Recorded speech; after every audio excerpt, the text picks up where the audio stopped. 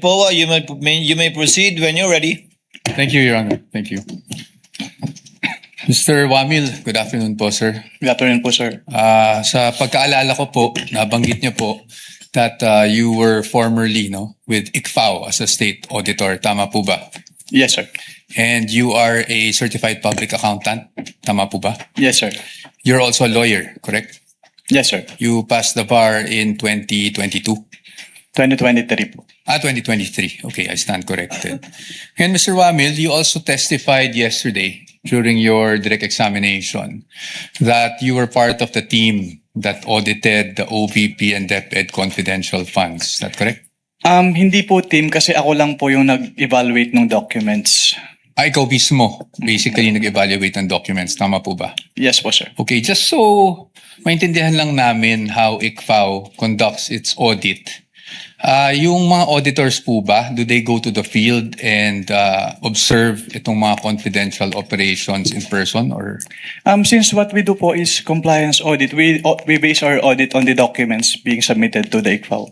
Okay. And do you get special training as auditors pagdating sa how confidential or intelligence operations are conducted? We base po our observations on the provisions naman po ng Joint Circular 2015-01. Okay. So, basically what you're saying is you base your audit on the documents submitted to you, not just by DepEd or OVP, but by any other government agency. Ganyan sa ICFAO. Based on the documents if they are compliant with the requirements of the Joint Circular 2015-01. Correct. Thank you. So, pagdating po dun sa mga dokumento na natatanggap nyo from OVP and DepEd, binabasa nyo po to isa-isa, no?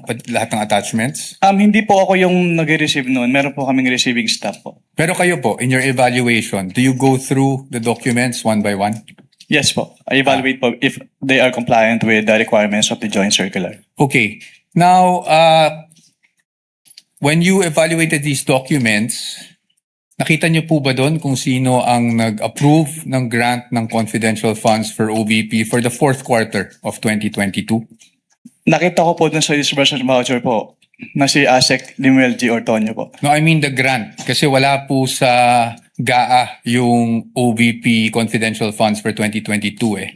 So nakita niyo po ba kung sino ang nag-approve ng grant para sa fourth quarter 2022 confidential funds? Based on the documents submitted, si Office of the President po yung nag-approve. That's correct. Office of the President. Pagdating naman po sa OVP 2023 confidential funds, yun po ay nasa General Appropriations Act. Do you confirm that? Yes po. And pagdating naman po sa DepEd 2023 confidential funds, nasa General Appropriations Act din po. Tama po ba? Yes po. And as a lawyer, you would know that the GAA is enacted by Congress. Tama po ba? That's correct. Now, yesterday, naalala ko po, natanong kayo doon sa time nyo sa ICFAO kung ilang vice president ang na-audit nyo pagdating sa confidential funds. Naalala nyo po yon? Yes po, sir. At ang sagot nyo po ay isa lang, si Vice President Sara Duterte, the respondent in this case. Tama po ba? Yes po. Tapos Since I natanong- assumed in ICFAO in Since- 2014. Since you assumed in September 2014? Yes po, sir. Tama po. And you were asked, bakit si Vice President lang? Naalala niyo yung tanong na yun? Yes po. At ang sagot niyo po, kasi since you assumed siya lang po ang Vice President na nagkaroon ng appropriations for confidential funds. Tama po ba? Yes po. Since September 2014 po na nag-assume ako. Apo. Now, I'm showing you a document. If I may approach the witness, Your Honor. Counsel may approach. I am showing you a document Assisting entitled counsel from the Spec- prosecutors may also Oh, yes. approach should they so desire. I'm showing you a document, and this document is from the Department of Budget and Management, entitled Special Allotment Release Order, dated. Medyo malabo lang po yung document, no? December 22, 2014. Makita niyo po yan? At ang purpose po is to cover confidential activities for fiscal year 2014. You see that? Yes, sir. And nung December 22, 2014, nasa ICFAO na po kayo. Tama po ba? Anong period po yan, sir? We have a clear here po. Date of issue, December 22, 2014. Yes po, nasa ikaw na po. Tama po ba? Mm. At hindi po si Vice President Sara Duterte ang Vice President ng mga panahon na yun. Tama po ba? Yes po. Pero na-liquidate po ba yan? That's the question. That's the question to ICFAO actually because yun po yung, ang pinapakita ko lang sa inyo is nagkaroon po ng confidential funds. Ang Office of the Vice President noong 2014 issued December 22, 2014. Based on that document po, Meron. Meron. You confirm. But that's okay, no? Because maybe you were just not aware yesterday when you were asked the question. I just wanted to put that on record because marami na rin pong lumalabas sa social media na si Vice President Sara Duterte lang ang Vice President na nagkaroon ng confidential funds. But you confirm that, sir.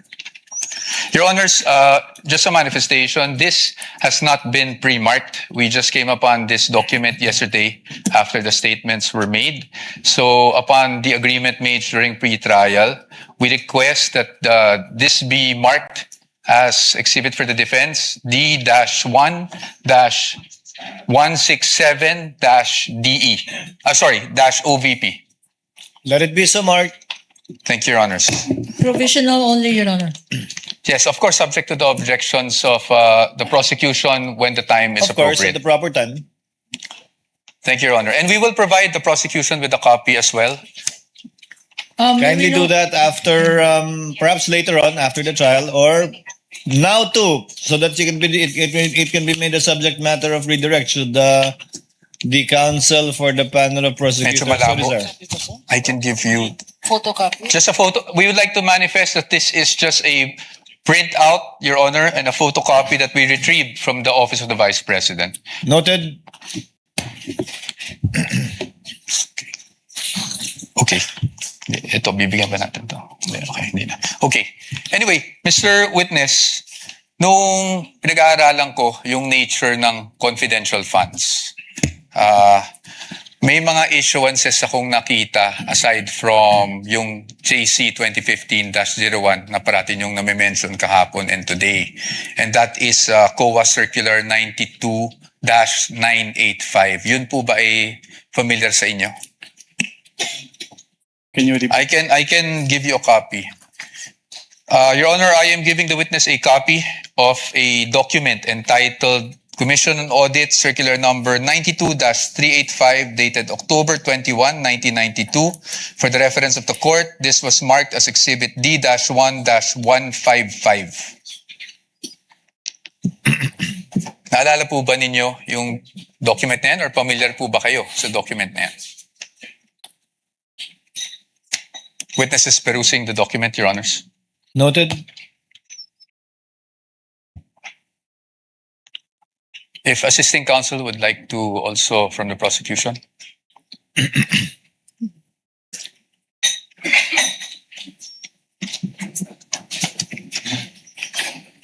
Witness will please answer. Are you familiar familiar? with that document? I am not familiar po with that document. Okay. That's okay.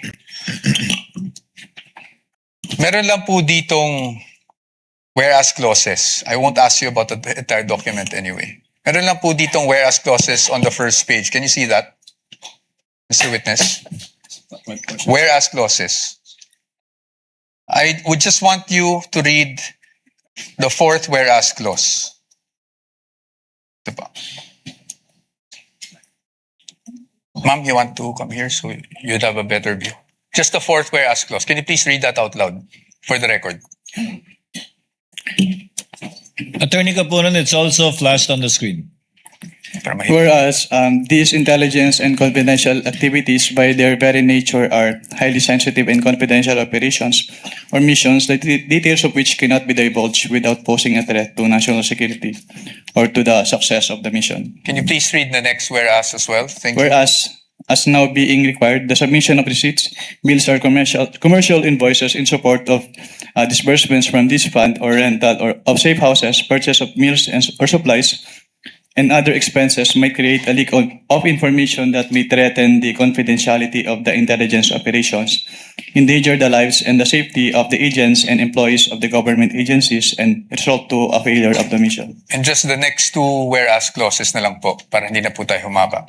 Whereas in many instances, it is impractical and sometimes impossible to obtain such receipts, bills, or commercial invoices during intelligence operations. Whereas by its very nature, the use of confidential intelligence and or confidential funds requires an approach allowing more flexibility in intelligence operations. Thank you, Mr. Witness.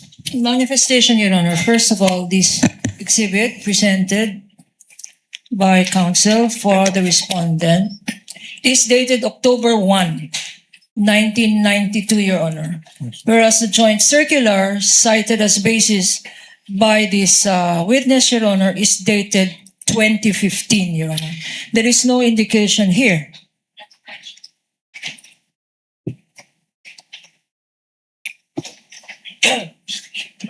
Okay. There is an indication here, Your Honor, that all issuances Joint circular. Repeating inconsistent clause. herewith are hereby amended or revoked accordingly. Similar provision, Your Honor, by way of manifestation. The joint circular. Can I see?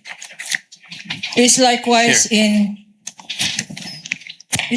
Your Honor, mentioned in the Joint Circular 2015. Observation for the record that 2015 supersedes this circular cited by counsel for respondent, which is dated 1992, Your Honor. For the record. Noted. Thank you, Your Honor. But again, we'd like just a counter manifestation that the repealing clause under JC 2015-01 states, and I quote, all circulars, memoranda, rules, regulations, and other issuance inconsistent herewith are deemed repealed and superseded accordingly. So the repealing clause in 2015-1 did not specify COA Circular 92-8985. Precisely our point, Your Honor. Your Honor, please counter manifestation. Of course, Counsel. Counsel read the literal meaning, Your Honor, but the substantive meaning is all circulars are deemed repealed and superseded accordingly. His interpretation, my interpretation, but no interpretation needed, Your Honor. 9.0 is expressed. All are repealed and superseded accordingly. Manifestation is duly noted. Thank Your Counsel may Honor. proceed. Your Honor, the documents would speak for themselves, Exactly. and we will leave this to the Honorable Court as to not prolong the debate on this matter. Just again, just my last manifestation on this. The difference between Joint Circular 2015, Your Honor, it has been identified, authenticated, and testified to by this witness. This circular that they are citing, Your Honor, 1992, has not been identified. We don't know its due existence. We don't know the circumstances surrounding this document. And therefore, they're covered by the original document rule. Produce the original. Since you don't have a witness who has testified as to its existence, due execution, and least of all, its contents, Your Honor. And we are stating that this should be clearly in the records of this proceeding, Your Honor. Noted without prejudice to respondent presenting during their evidence in chief the original copy of the document and someone testifying thereto. We submit, Your Honor. Please proceed, Counsel. Now, dun base po sa binasa nyo, Mr. Witness, nakikita natin na magkaiba ang auditing standards or guidelines pagdating sa confidential or intelligence funds kung ikukumpara sa regular funds. Tama po yun. Well, based on the Joint Circular 2015-01, magkaiba po yung treatment between confidential fund and intelligence fund. Opo. At base rin po doon, sa binasa nyo, ang kadalasan nangyayari pag resibo o invoices ay maaring maging impractical kung yun ang i-require. Tama po ba? Under the Joint Circular po kasi, the auditors may require Your Honor, that's not responsive. I was just asking him to confirm what he read. Kindly answer the question, witness. Just on the circular that you read, Circular 92-3. Can you repeat the question po, sir? Ayon po doon, yung regular requirement na paghihingi ng mga resibo, acknowledgement receipts, may be impractical pagdating po sa confidential operation. Can we ask counsel, Your Honor, to show that particular Yes, Your provision that he is citing in respect of the circular? Kindly do so, counsel.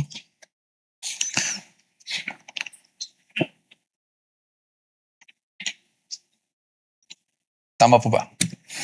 Ang sabi po dito ay during intelligence operations. Yes, tama po ba? As stated po dito, during intelligence operations. Okay. Thank you. Well, I'll accept that answer, Your Honor. Now, punta naman po tayo doon sa nature ng confidential operations. No? You would agree with me na pagdating po sa confidential operations, delikado po pag nagkakaroon ng leak of information. Tama po ba? Can you repeat your question? Delikado po kung magkaroon ng leak ng mga information na nakukuha patay sa isang confidential operation. Tama Given po the ba? classified nature of, Misleading, Your Honor. I'm just asking for his opinion. The witness would have been able to answer. Witness may answer. given the classified nature Yes. of the confidential fund. Yes, thank you, Mr. Witness. In fact, you being a lawyer, you know that there are laws prohibiting the unauthorized disclosure of confidential information, correct? Can you repeat po? You being a lawyer, sir, you are aware that there are laws prohibiting the unauthorized disclosure of confidential information, correct?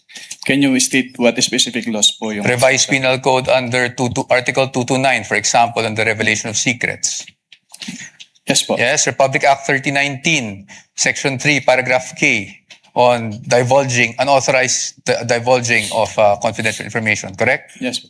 And you being a public officer under 6713, alam niyo rin po na hindi po pwedeng basta-basta mag-disclose without the authority ng mga confidential information. Tama po ba? Yes po.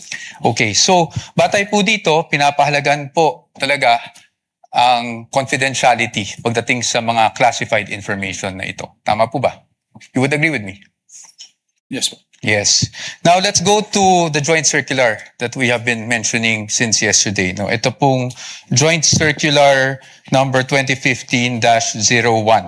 And I'm referring to the circular with which we have pre-marked as D-1-136 for the defense, Your Honors. And I think we will be flashing that on the screen as well.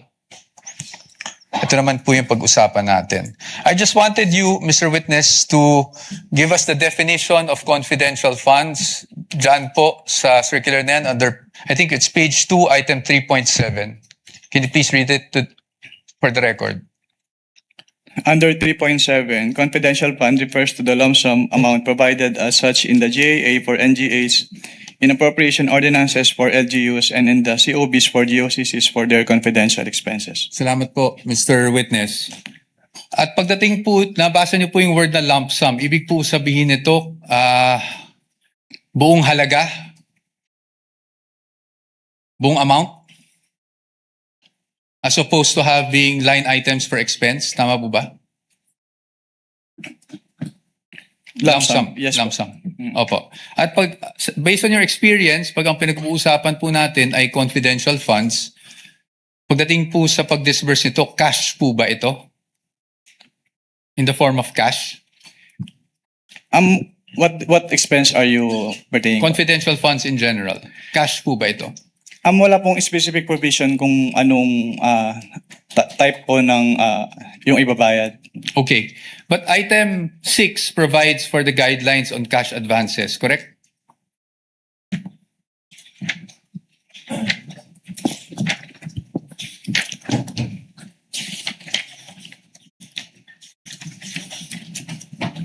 Based on this document po, yes po. Yes po. And I refer you now to item 6.1.2. Diyan po, sinasabi po ng provision na yan na ang maaari lang mag-avail ng cash advance pagdating sa confidential funds ay ang isang designated, bonded Special Disbursing Officer or SDO, or kung wala mang ganong designated SDO ay ang head of agency, correct? Yes po. At kanina po, sabi nyo, binasa nyo bawat pahina noong mga sinabite sa inyo ng DepEd at OVP for their liquidation reports. Tama po ba? Yes po.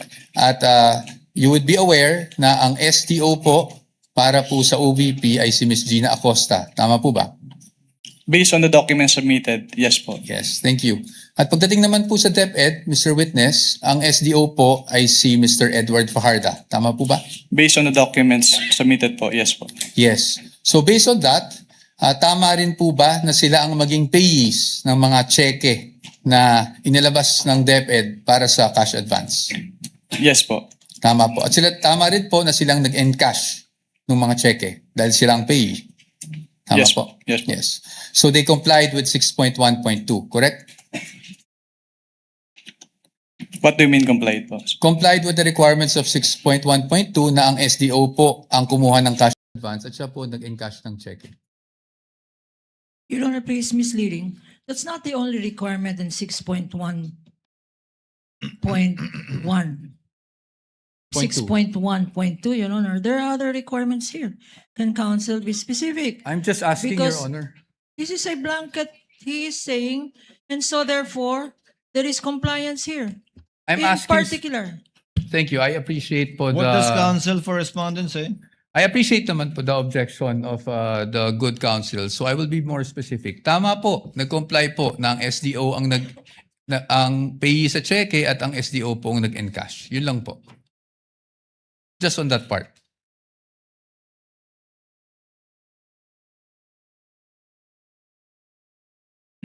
Based on the documents, si SDO yung pay ng cheque and yung nag-encash nung Okay. Thank you po. Now, I'll refer you to item 6.1.5 of the joint circular. Can you please read just the first sentence of that provision? cash advances shall be limited to the requirements for 3 months. Thank you, Mr. Witness. So tama po ba ang pagkakaintindi ko na para sa cash advance at any one time, ang maximum na pwede mo lang ma-cash advance ay yung requirements mo para sa 3 buwan ng confidential operations. Tama Based po ba? on this provision po, yes. Tama po. At 3 buwan po is equivalent to 1/4 of a year. Tama po ba? Yes po. Okay. Now, base po dyan sa provision na yan, nakasulat na ang maximum amount ay para sa 3 buwan. Pero meron po bang provision dyan na nagbabawal na gamitin ito in perhaps 60 days? Wala po. Meron po ba nagbabawal na gamitin ito in 11 days? Wala din po. Kaya hindi po namin sinama sa findings namin yung 11 days na disbursement. It's just a statement of fact po on the AOM. Thank you for confirming that, Mr. Witness. Familiar po kayo bilang isang CPA sa accrual method of accounting? Yes po. Can you just, in simple terms, because I'm not even a CPA, just give us a glimpse kung ano ibig sabihin. Ano ba ang accrual method of accounting? Kapag sinabing accrual method of accounting, yung expenses ay nire-record upon incurrence, not upon payment. Opo. Okay. So, dito po ba, pwede po ba yung parang I'm just a simple-minded person? Parang buy now, pay later? Ganon? Wala po yan sa joint circular, so I am not authorized to It's okay. answer that question. I will leave it at that. Punta na lang po tayo sa liquidation. Sa liquidation po, under the joint circular, that's under 6.2.2, correct? Under 6.2.2, if I may just refer you to that provision, dapat po maliquidate magsumite ng liquidation report ang isang agency na may confidential or intelligence funds within 30 days after the close of a quarter. Tama po ba? Tatlo po yung nakalagay dito, hindi lang po the 30 days after every quarter. Sige po, please enumerate for us. Under 6.2.2 of the joint circular, all cash advances for CF and IF shall be liquidated within 30 days after every quarter or from the approved target date of completion of the project or activity or after the cash advance had been fully utilized, whichever comes first in accordance with the procedures as stated po. Okay, thank you po. Ngayon po, papakita ko po sa inyo yung liquidation report na isinumite ng OVP for their fourth quarter confidential funds 2022. Maybe this time we could just ask our assisting counsel, Your Honor, to hand the document. Assisting counsel for the other side may also Prosecution. approach. Maaari niyo po bang matukoy kung anong date po na-receive ng COA ICFAO itong liquidation report ng OVP? Based on the transmittal letter po, January 17, 2023. January May we 17. know, Your Honor, for our understanding, what exhibit number? Sorry. counsel Thank you for referring to? reminding me, Your Honor. You're welcome. This is Exhibit D-1-4-OVP. This is the prosecution's P-1-11-A. No, I'm sorry. One? I'm sorry, what is it? Sorry, D-1 D-1-1. Sorry, Your Honor. dash 1. I was just corrected.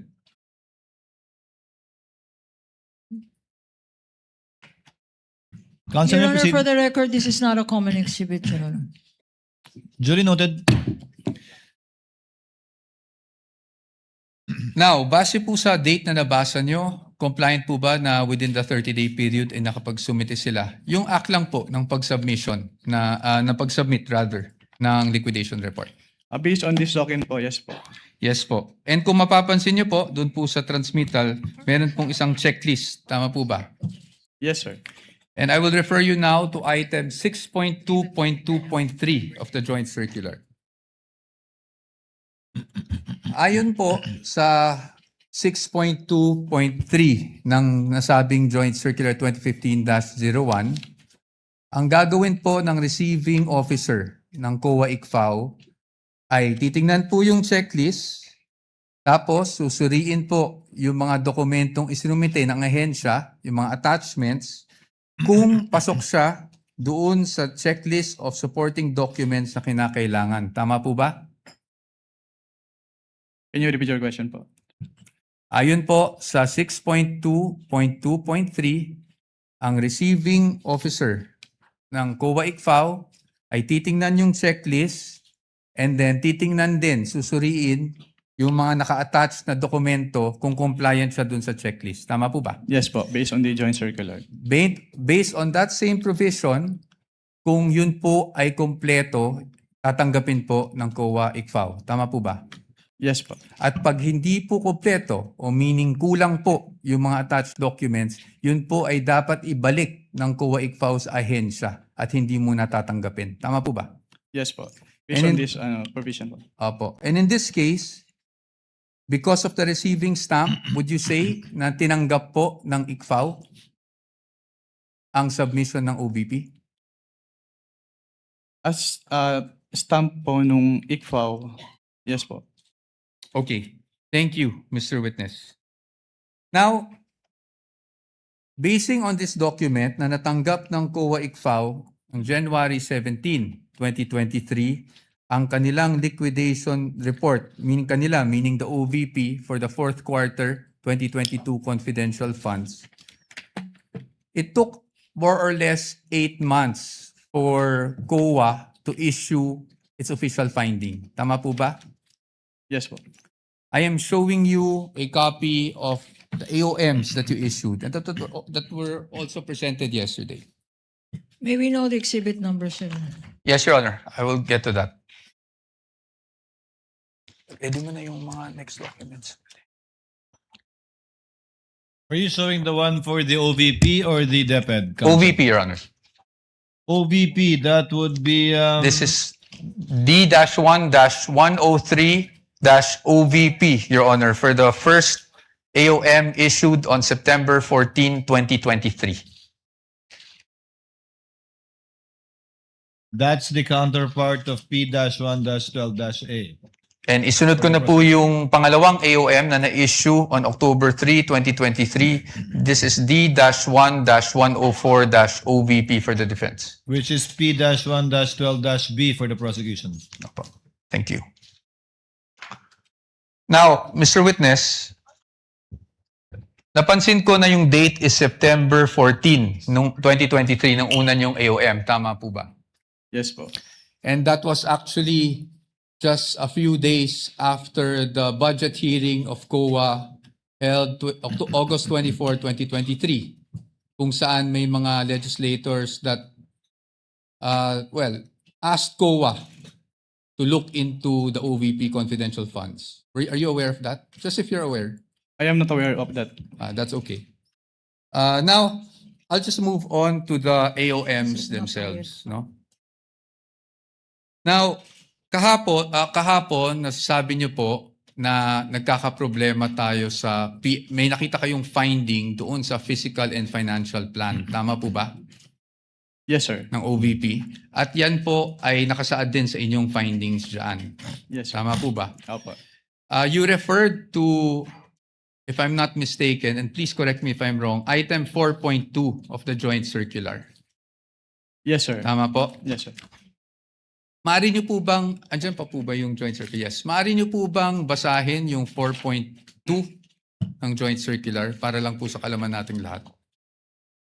Under 4.2 of the joint circular, all allocations of CF and or IF shall be supported with physical and financial plan indicating the proposed amount allocated for each program, project, and activity where disbursements pertaining to the CE and IE shall be based. Tama po. Thank you po, Mr. Witness. Dito po, sa kanilang physical and financial plan, the program stated is actually the Good Government Program. Tama po ba? Yung binabasa ko lang. Based on the document, yes. Based on the document. At ang expected outcome ay safe implementation of OVP initiatives and confidence building. Based on the document. Based on the document, yes. At ang physical target will be number of areas with surveillance and confidential activities conducted or monitored. Tama po ba? Yes. As well as the number of activities. Tama po ba? At ayon po dun sa binasa nyo, wala naman pong guidelines on how specific it would be. Correct? Well, nakalagay po kasi dito, dapat i-indicate yung each program, activity, and project na pagbabasihan ng disbursement ng CF. Apo. I won't argue with you. So basically, yung finding niyo po is based on your assessment as an auditor. Or since it is a plan, dapat po naka-indicate talaga dito kung paano nila gagastusin yung kanilang confidential fund. That's okay. Yes, I'll accept that answer. Now, nabanggit nyo rin po na hindi po nag-submit ng DEPs or document evidencing payment. Tama po? Yes, sir. At yun po ay inilagay nyo sa inyong AOM. Tama Yes, po? yes, sir. At nabanggit nyo rin po na sumagot ang OVP dito sa AOM na to. Tama po ba? Yes, sir. Opo. Tama po. At pagdating po doon sa sunod na step, which is the notice of suspension, tama po ba? Yes, sir. Would you agree with me Section. na hindi na po na-carry over yung issue doon sa physical and financial plan? Yes, sir. Yes. So, ibig sabihin, tinanggap niyo po yung explanation. Well, ang purpose po kasi namin kung bakit namin ni-require yung specific confidential activities dun sa PFP is para makita kung paano gagastusin noong OBP yung kanilang confidential fund. Pero since nilagay naman na po nila doon sa kanilang revised accomplishment report yung specific confidential activities and even submitted the documentary evidence of payment. So, hindi na po namin hinanap ulit yung physical and financial plan. Okay. Salamat po. Thank you for that answer. Ngayon po, kasi kanina, kahapon actually, not kanina, sinasabi niyo walang sinubmit. Ang ibig nyo lang pong sabihin sa walang sinubmit is at the time na bago kayo mag-issue ng AOM. Tama po ba? Walang sinamit po na ano. Walang sinubmit na DEPs, for example. Yes po, kasi sinamit po nila yung DEPs after we issued both AOMs po. Opo, thank you po. Ngayon, punta naman po tayo doon sa notice of suspension. Nandun pa po kayo di ba, ng notice of suspension. Yes, sir. And you suspended in audit the amount of 125 million. We are showing him a copy of the notice of suspension, Your Honor. This is Exhibit D-1-107-OVP for the reference of the Honorable Court. NP-1-13-A on the part of the prosecution. Okay. So, dito po, as you mentioned earlier, you were satisfied with already the submission of the accomplishment report ng OVP That's why nawala na po yung issue sa physical and financial. Hindi po ako satisfied as dahil compliant yung accomplishment report nila, kundi dahil nilagay lang nila yung specific confidential activities na pinagamitan nung kanilang pondo. Opo. So, nawala na po yung sa PFP na finding sa AOM Based on the, yes po. based on the NS. Tama po ba? Yes, sir. Okay, thank you. Ngayon, pagdating dito sa notice of suspension, I just wanted to focus on doon sa documentary evidencing success pagdating sa rewards. Yes, sir. Nabanggit nyo po, this is 4.8.5 paragraph B specifically of the joint circular, correct? Yes, sir. And yun din po yung nakasaad dito sa notice of suspension na reference, meaning the provision of the JC. Yes, sir. Specified, yes. At nabanggit nyo rin po kahapon na wala pong guidelines specifically under 4.8.5 that shows how specific you should be in terms of the documents evidencing success. Tama Wala po ba? po akong na-mention na walang specific guidelines po.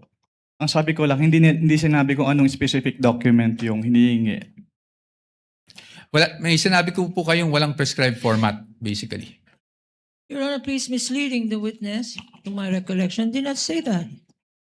He said that in accordance with 4.8.5, these are the requirements, A, B, and C. And the submissions of the Vice President and the DepEd are not compliant, Your Honor. Can we With ask the for a indulgence of readback? counsels for the parties, Mr. Wamil, base po sa guidelines, hindi tulad ng ibang mga format na sinasubmit na may pro forma na nasa annex nung 2015-1, wala pong pro forma na pag-liquidate sang-ayon sa na dokumento sang-ayon sa 4.8.5. Yes, Your Honor, based on this provision po. Yes. May ibang provision bang nagre-require ng specific na paraan? Wala na po, Your Honor. Ito lang Wala. po, Okay. 4.8.5. Thank you. Thank you, Mr. Witness. You may proceed, counsel. Thank you, Your Honor. Now, pagdating po sa OVP, alam niyo po ba kung sumagot sila sa notice of suspension na ito within the prescribed period given under the notice of suspension? So notice, wala na po ako sa ICFO nung Wala na po nag-submit kayo. sila ng response. Okay po. So I will no longer ask you about that. Probably for another witness na lang po. Punta na lang po tayo sa OVP confidential funds for 2023.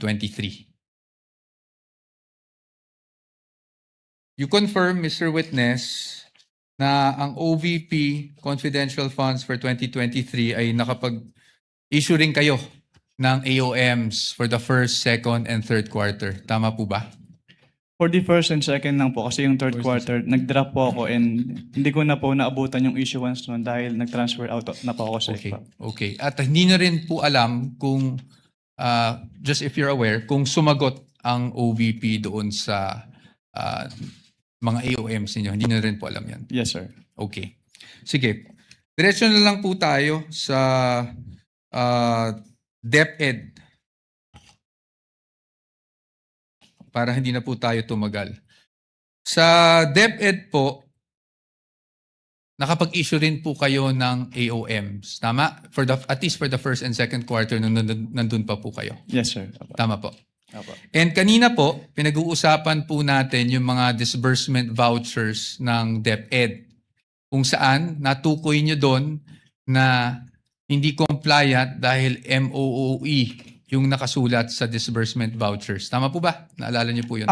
Sinagot ko lang po yung tanong ni Attorney Lorna kanina. At ang sagot niyo po, natatandaan niyo po ba yung sagot niyo? Ay MOOE siya at hindi confidential funds. Yes po.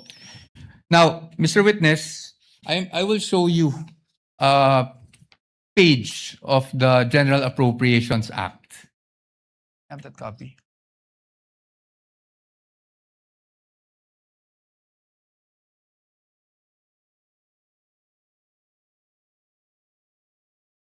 And for reference, Your Honors, this is Exhibit D-1-14-DE, Your Honors. And D-1-42-DE for the defense.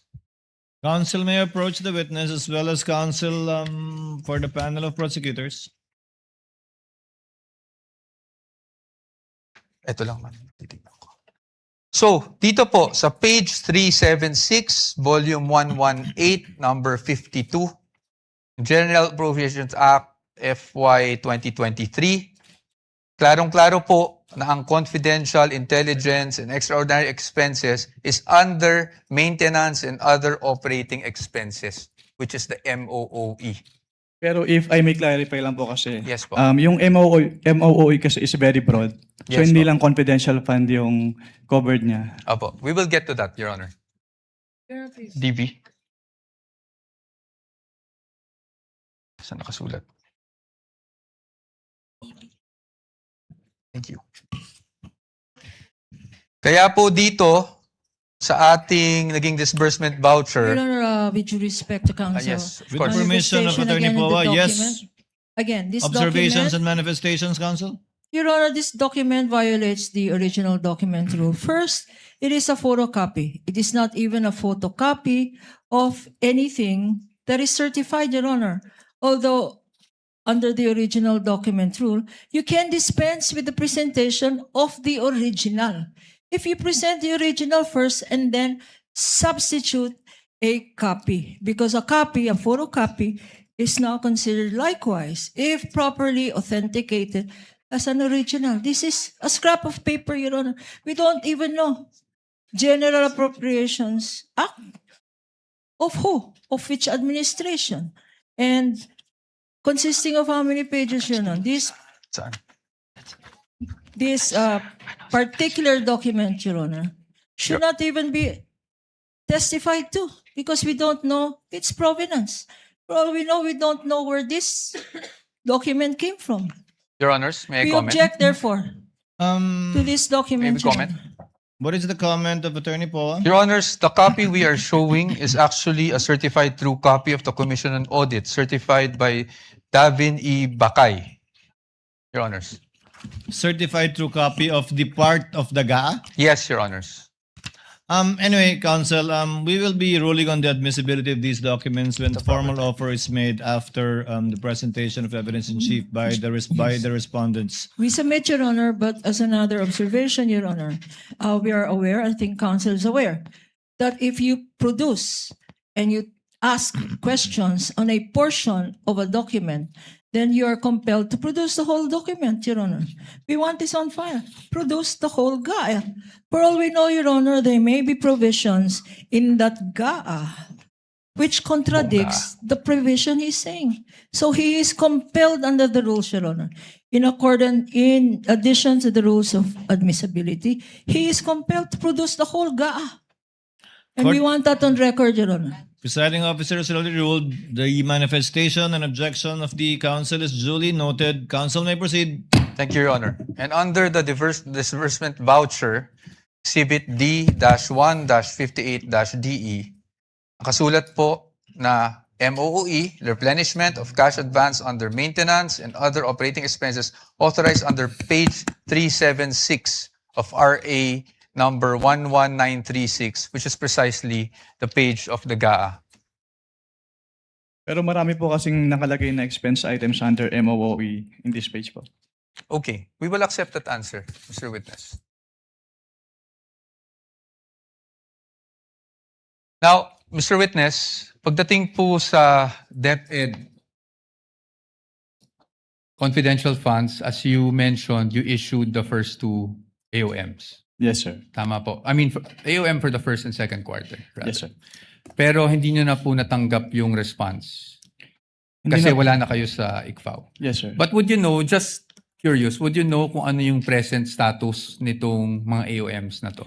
Hindi po. I don't have personal knowledge about that. Okay. So you wouldn't know of whether may credit notice o wala. Yes, sir. Oh, but since you're an auditor, ano po ang ibig sabihin ng credit notice para sa isang auditor? Kapag sinabing credit notice, yung document submitted ay already passed in audit na po. Opo, pass in audit, meaning allowed? Yes po. Allowed in But subject to the reopening of the audit later Apa. on po. Okay. Thank you, Mr. Witness. Ngayon, Mr. Witness, since hanggang doon lang naman, no, yung naging saklaw talaga ng inyong service, I don't want to prolong this any longer.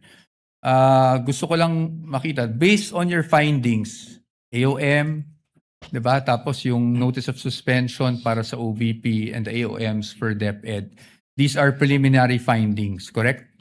Yes po, kasi nire-require pa naman sa agency na mag-justify yung findings and submit the documents being sought po dun sa... Opo. At based po dito sa findings ninyo, wala namang pong expressly nakasulat na may misappropriation at this point. Actually, yung presumption of misuse kasi nasa item 8.3 na kapag hindi nag-liquidate or failure of liquidation of the accountable officers upon due demand shall be a prima facie evidence that such fund has been put to I am- personal benefit or misuse. Yes.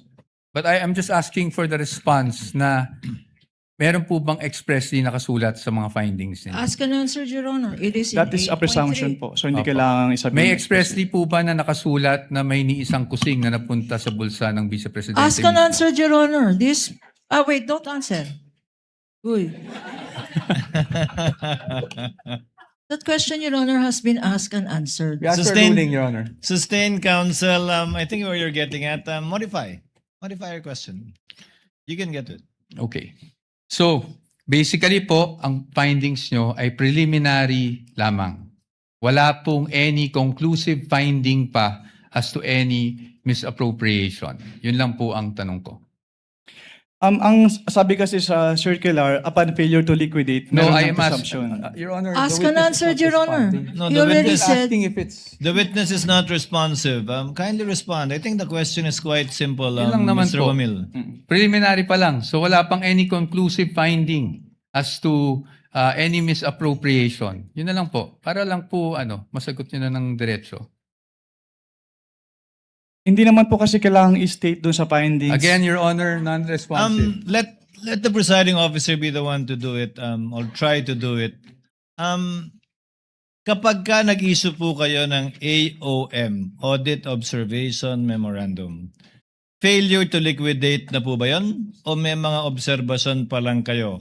Kailan masasabing may failure to liquidate na? No? Pag may notice of disallowance na, notice of suspension, o AOM pa lang?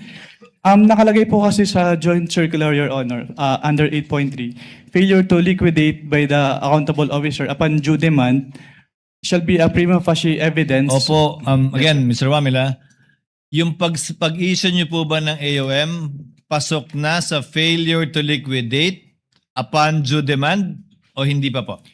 Hindi pa po sa AOM, Your Honor. Kasi wala pong due demand sa AOM. Yes po. At may sasabi mo rin bang wala pang failure to liquidate? O meron na? Pag sa AOM po wala, pero pag sa NS po, since meron ng first issuance which is considered as demand, so meron na po sa NS. So, As per AOM siya. wala pa. Pag NS, meron ng demand at Opo. meron ng failure to liquidate. Opo, since sa AOM po, nire-require na silang i-justify and i-submit yung mga documents na hindi nila na-submit. Pero sa AOM, wala pa nga ganun. Yes po, Your Honor. Okay. Counsel, your witness. Thank you. And lastly, gusto ko lang to ma-clarify. Of course, the witness was a state auditor of the ICFAO. So, recommendatory lang po ang function ninyo. Hindi po kayo nagde-decide pagdating sa, lalong-lalo na pagdating sa notice of disallowance. Tama po ba? Yes po. It's the function of the commission proper. Thank you. Thank you, Mr. Wamil, Attorney Wamil. I thank you for your patience. That is all for this witness, Your Honor. Thank Unless you, there's anything else. counsel for respondent. Redirect, if any, counsel for the panel of prosecutors.